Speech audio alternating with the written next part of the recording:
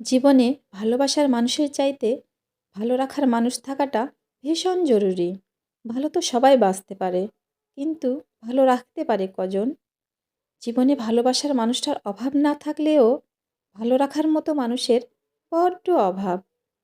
আমি তোমাকে ভালোবাসি কথাটা যে কেউ দিব্যি করে ১০০ বার বলতে পারলেও আমি তোমাকে ভালো রাখবো এই প্রতিশ্রুতি দেবার মতো মানুষ সবার জীবনে থাকে না। আর জীবনে ভালো রাখার মতো একজন মানুষ যার থাকে, তার জীবনে আর অতিরিক্ত ভালোবাসার মানুষের দরকার পড়ে না। আসসালামু আলাইকুম। সবাই কেমন আছেন? আশা করি আল্লাহর মধ্যে ভালো আছেন, সুস্থ আছেন। চলে আসলাম আরেকটি ব্লগ ভিডিও শেয়ার করতে। আজকে শেয়ার করলাম শুরুতেই আমার ছোট্ট একটা স্কুলের ভিডিও। যেখানে আমার প্রিয় ভালোবাসার ছোট, ছোট স্টুডেন্টরা আছে। তো আমি আজ ১ সপ্তাহ থেকে আমার স্কুলের ভিজিটের প্যারায় আছি। আজকে তার লাস্ট দিন। আর এই ১ সপ্তাহের মধ্যে একদিন ভিজিট হওয়ার কথা। তো আল্লাহর রহমতে আমার ভিজিটটা হয়ে গেছে। কিন্তু যখন আমার হাসব্যান্ড তার স্কুল থেকে আমাকে ফোন করে বলে যে, "আমাদের স্যার আসছে, আমার স্যারের জন্য একটু রান্নাবান্না খাওয়া-দাওয়ার ব্যবস্থা করতে হবে। তুমি কি পারবে?" অথচ সে জানে যে আমি আমার স্কুল নিয়ে খুবই প্যারায় আছি। তো কি আর করার? তারপরেও বললাম যে, "হ্যাঁ, পারব। তবে কি করতে হবে সেটা আমাকে বলো।" সে শুধু বলল, "বাড়িতে যা আছে তাই দিয়েই সব কিছু করে নাও। আর আমাদের স্যার সবজি খেতে ভালোবাসে। ব্যাস হয়ে গেল।" আমি আমার স্কুলের ভিজিটের বেড়াটা আলহামদুলিল্লাহ শেষ করলাম। করেই ছুটাছুটি করে চলে আসলাম বাড়িতে বাকি কাজগুলো শেষ করতে। ভিডিও শুরুতেই আমি কিছু কথা বলেছি। সেই কথাগুলো আমার লেখা না। কিন্তু কথার প্রতিটি লেখাই আমার জীবনের সাথে যায়। কারণ যে মানুষটা আমার জন্য, আমার পরিবারের জন্য দিনরাত ২৪ ঘন্টা পরিশ্রম করছে, তার এই ছোট, ছোট আবদারগুলো, তার এই সম্মানটুকু যদি আমি না রাখি তো কে রাখবে?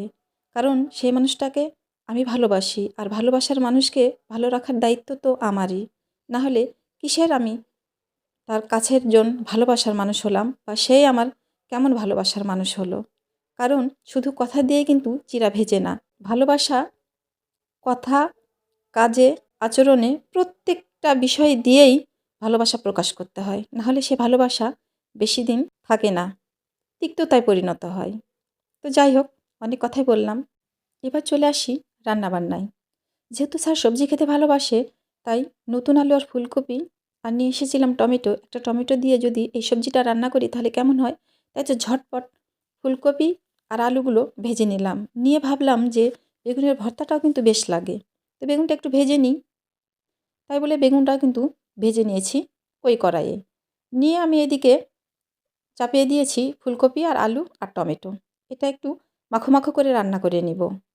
তো আমার ফুলকপি রান্না করা হয়ে গেছে। তো ভাবলাম যে এই চাপিলা ইলিশগুলো আছে এগুলো ঝটপট ২ পিস আমি মানে ২ টি আমি ফ্রাই করে নিই। আর ফ্রাই করলে খেতে কিন্তু ভালোই লাগে। তাই তো আমার সবজি রান্না করা হয়ে গেছে। আর সবজি রান্না করেই কিন্তু আমি প্রেশারে মাংস দিয়ে দিয়েছিলাম। তাই মাংস নিয়ে আর কোনো টেনশন নাই। তবে মাংসের আরেকটু কাজ আছে সেটা শেষের দিকে করে নিব। নিয়ে এদিকে ভাবলাম যে তাহলে আমি গ্যাসেই মাছ দুটো দিয়ে দিই। আর অল্প আছে আস্তে, আস্তে মাছগুলো ফ্রাই করব। আর আরেকটা কথা বলে রাখি, আজকের রান্নাবান্না কিন্তু আমি সরিষার তেলেই করছি।